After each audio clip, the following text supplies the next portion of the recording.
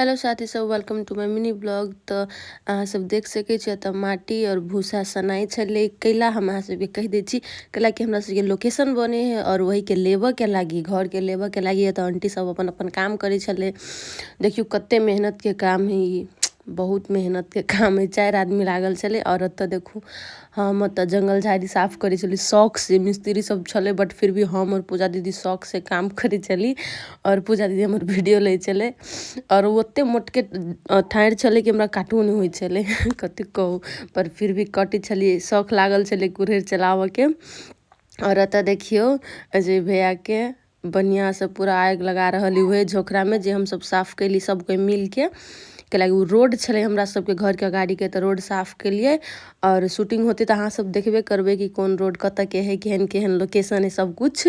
देखियो अजय भैया के सख्तेर मतलब से आगि लगबे है ताकि वो झोकरा क्लीन हो जाए, पूरा साफ भ जाए। और लोकेशन में जी जान लगा के काम करी सब कोई हमर टीम के। और अतऽ देखियो पूजा दीदी पानी पटबै छलै।